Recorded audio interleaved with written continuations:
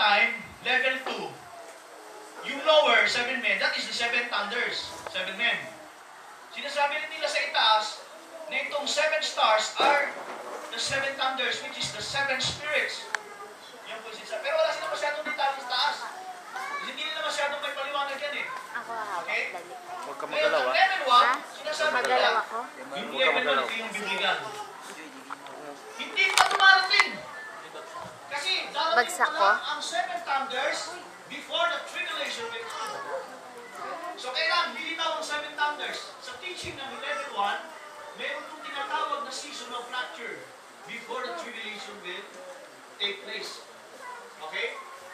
Ngayon, dito po nila sinasabi, lilitaw ang 7 thunders. Sino-sino yung nagtuturo na 7 thunders are coming?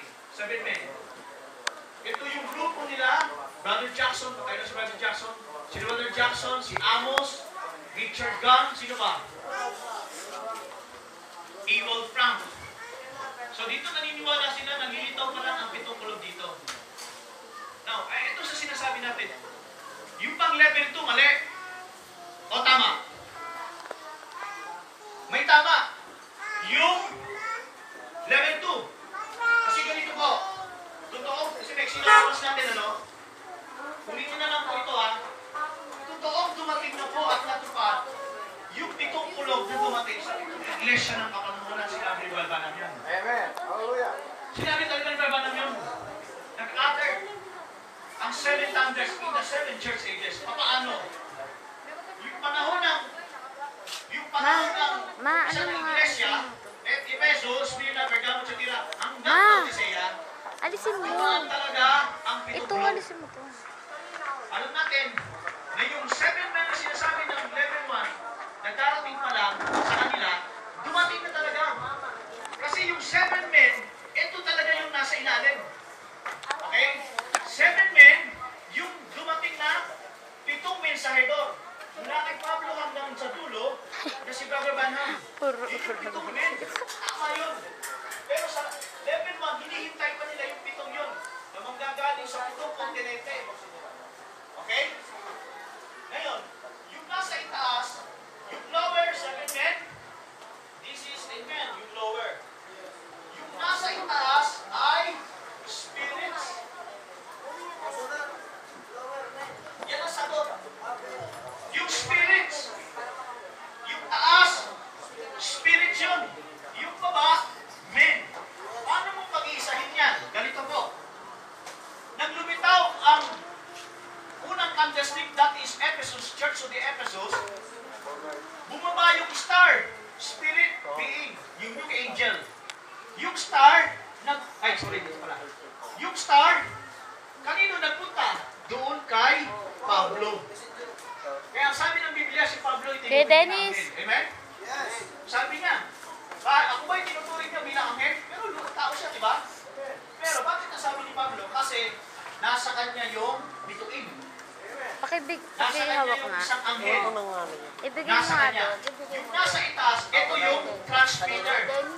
These 7 spirits, these 7 angels are the 7 spirits transmitter dito sa lupa. Sila yung ginagamit. Magbigay tayo, mabilis lang, ano? Buksan natin natin Bible. Yung 7 spirits, this is the angel of transformation. Revelation chapter 1 verse 4, binasa na natin yan. Then second, Revelation chapter 4 verse 5. From the throne came flashes and lightnings, rumbles and peals of thunders. Tama ba? 4 or 5. Bakit? 2 minutes. So, sige. 4, 5. Pakibasa lang. Nandyan ba yung sa King James, English? Pakibilis lang kasi 2 minutes lang ako. King James, bilis. 4, 5. 4-5.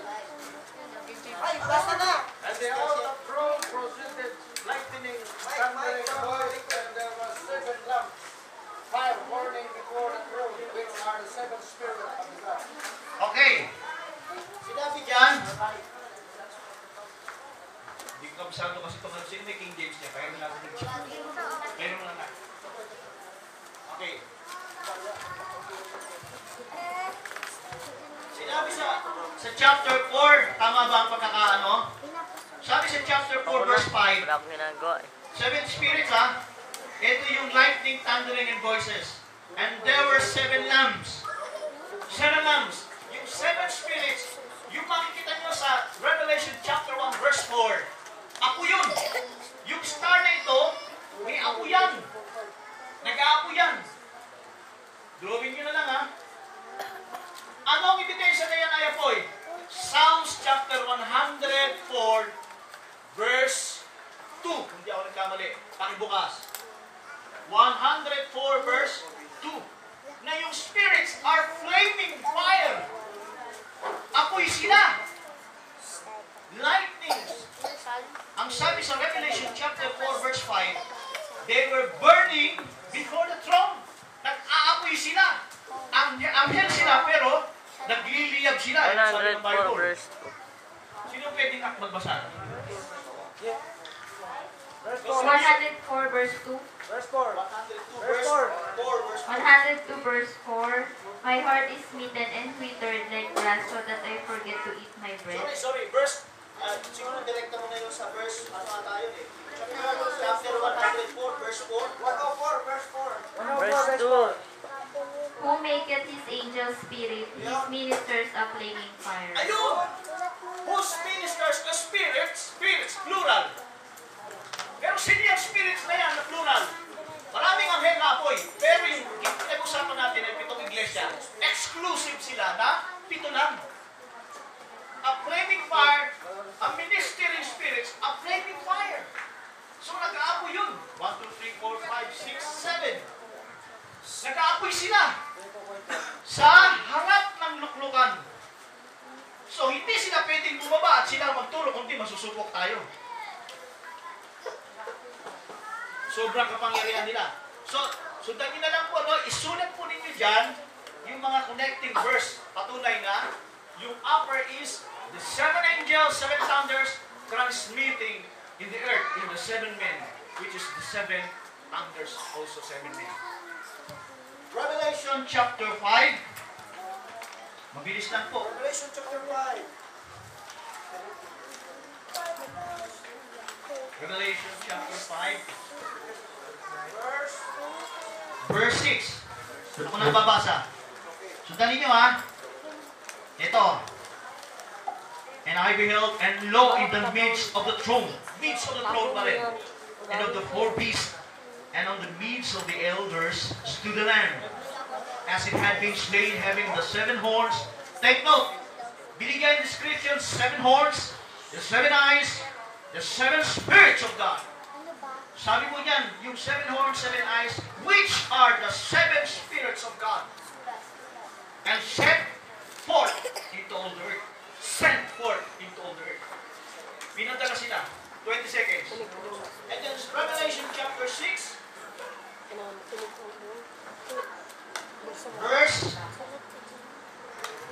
Verse.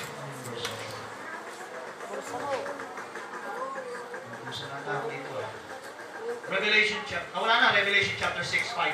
Last verse. 6:5. Revelation chapter 8, verse 2. Ito.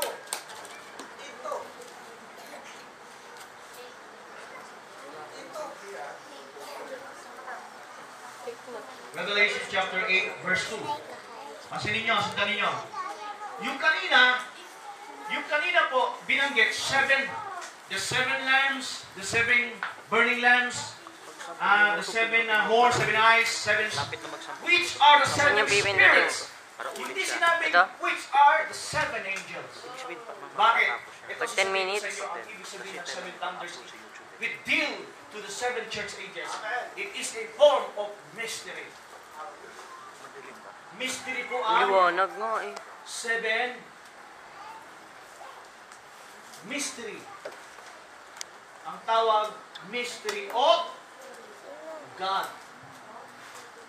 Pag sinabing mystery of God, nireveal pero hindi lantaran sa tao yan. Okay, yan ang seven spirit. Tingnan nyo. Pero darating ang panahon, these seven spirits, the seven angels, ilalantad sinabi sa Bible. Okay? Now, let's read Revelation chapter 2, verse 8. Verse 2. Sundan niyo ha. And I saw